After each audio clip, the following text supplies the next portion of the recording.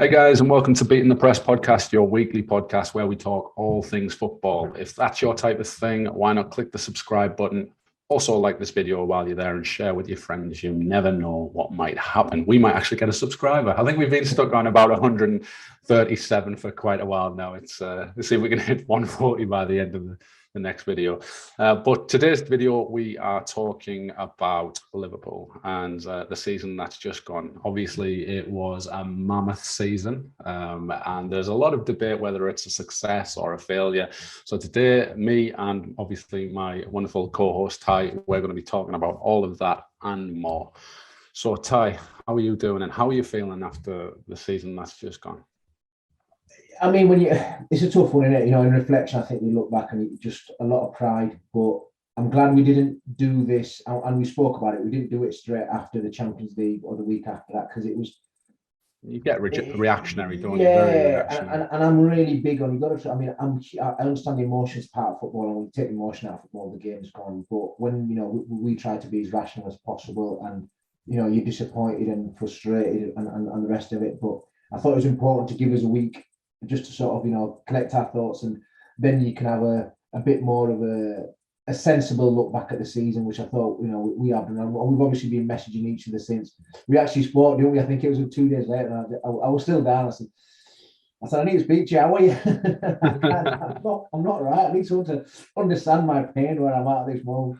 It was just the fact you've got 1 week and you've got two absolutely monumental blows in the space of a week, and both of them, I think it's it's widely accepted we were the best team in the Champions League, but unfortunately we came up with an inspired team. Sometimes I do think football stuff is written. Like Real Madrid beat 4 teams in their journey to win the Champions League, and I think you can put a really strong argument every one of those teams are better than Real Madrid. Yeah, but they've managed to somehow get through, and that is it. We did the same in 2005 when we were never ever the best team in Europe, but we won the Champions League. It can happen, and sometimes it's just written like that. So we get on with it, you move on with it. But start the season, you give me the season we've had, and I've absolutely snatched your hand off. I mean, it's unprecedented, it's brilliant, and just a massive sense of pride. And there's always that the danger of opposition fans and rival fans jumping on social media and getting their digs in, losing that and then losing Champions League and saying, you can spin it however you want it. But I think anyone with more than a brain cell can sort of figure out to play every single game in the season, to take and you were there throughout, is just, it's not going to happen again.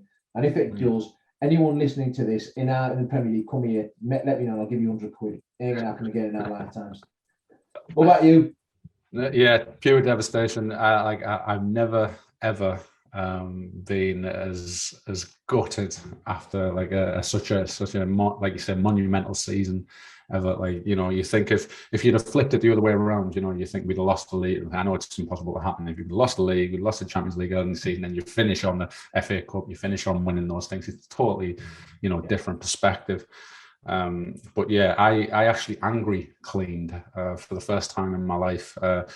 My brother and one of my good mates, we were watching a match, and the match had finished, and we were just all shell shocked because we were like, how did we not win that? And no one was talking, and I was like, why aren't any of these idiots talking? And then I was thinking, if they talk, I'll just be saying, why are these idiots talking? So I just left the room. I left the room and I went and cleaned my kitchen because I didn't want to speak to anyone. I didn't want to look at anybody. I just went and cleaned my kitchen. So my missus was very happy that Liverpool lost, but she's probably the only one. But yeah, it was just I think it was a set of circumstances which kind of set us up. It kind of gave us that little bit of hope. Like everybody says, it's always the hope that kills you. Yeah. Particularly in the last day of the season, of course. We all knew as Liverpool fans that it couldn't be a fairy tale and that Steven Gerrard was going to do it until it almost happened. And then at that point, you start to believe. I didn't believe at 1-0, but at 2-0, I was like, right, we've got a good chance here, because I was watching the City game and they weren't playing well or anything like that. They hadn't clicked or anything like that. And then they've done the substitutions and it kind of changed everything. Villa had a ridiculous 5 minute period. And then I think back to when we were discussing the Man City, when we go back to the Champions League side, I think a few months back, I went back over a couple of our podcasts, and you mentioned it's important that we keep City honest so that they can't rest players for the Champions League. Yeah. And it almost felt like a role reversal right near the end of the season, because at this point, City had went out of the league, and then we went to Southampton. And I almost feel like if we'd have been beat by Southampton that day, we would have rested players for the Champions League. Where I think we then went into the next game, and then Thiago got injured. The final game of the season, where Wolves, Thiago got injured, and the players had played an extra number of games. If we'd have lost that game against Southampton, I've got no doubt the whole 11 would have been rested. Things might have turned out different. We did look a bit leggy towards the end, say the last 20 minutes, where we really needed a goal, and we never. We did get a couple of chances, but we just weren't our usual selves. And I just think it was just circumstances that played against us. But there's a reason why Jurgen Klopp got manager of the season, because he managed the season so well. It was just because of our success, it kind of made us, I don't know, unfortunate, would you say? Yeah, I mean, I just think sometimes it's just written, you can do what I think the Champions League, I think the way Real Madrid won, and the way the number of comebacks they've had in one season against top teams, and you can't explain them. And it's just, and then they played a game against Liverpool where Liverpool were, apart from the last sort of few minutes in the first half, Liverpool just completely dominant, and one for Courtois would have been out of sight, But it's just, you've heard it so often, it is football, and that's the beauty of football, which it allows teams that you don't have to be the best team on the day to win. You don't have to be the best team in the tournament to win, but you can win it. And it's just that, not knowing what's going to happen when it really matters. And it was a bit of that. And it felt to me we just didn't quite get the little bit of luck that you needed in the last week. I mean, you can think the whole through season. I mean, I just think completely forget, you can look at it however you want, but I just think the season as a whole, completely considering the season we had before, I know we had our centre-halves injured and whatnot, but I think what they achieved this year, it's going to go down in history because it's never been done before. But obviously, you've got the whole, the rival fans love to get the two pennies worth in. And I just thought it was quite funny, the number of Man United fans. And don't get me wrong, I used to be that person, in the late 90s and early 2000s when Man United lost, that was me cheering. And it's a shit way of living your life where you get your joy from someone else failing. But I get that with fans because I used to do that when I was thingy. But when Man United were dominant, but they are now where we were, 20 years ago. And I said this when we first started this podcast. I said, you're going to be, taking piss at Liverpool for 30 years. You can't see them winning it in the next 5 years. What's it going to look like after that? Will Ten Hag even be here next season or the season after? So I think rival fans need to just sort of think. I thought Everton fans jumping in a bit. I'm like, come on, you've just basically stayed up by the, skin of your balls, and now you're jumping. You're right in that. It's like it's Everton and Man United fans. I just thought, I'd get that, but when I was, doing that, and we weren't avoiding relegation, do you know what I mean? And we were shit, but we were not that shit. But I get it, and I just think it's part of the, the football, the whole. But I suppose social media just sort of exacerbated that a bit more, so people can jump on that. I hadn't heard from Man United fans for quite a while. Like my mates who are Man United fans for so long, and it just goes to show that it wasn't even their achievement that they're killing us for. So no, I'm glad you bring the Man United on up. We've got a listener, occasional listener, Jam. He plays for his really good mate of mine as well. So at the start of the season, he had a bet with me. He's to be fair, I'd say he's quite knowledgeable, but he's very sort of blinkered when it comes to Man United, and I don't get it, but I guess he is what you call, Man United fan. So we had a bet. He said, "Oh, I'll have a bet with the Man United finish above Liverpool this season," and I'm like, "Really?" He said, "Oh yeah, we've got this. We've got a new way of playing. We've got new players. We're gonna really push on. You guys need to finish.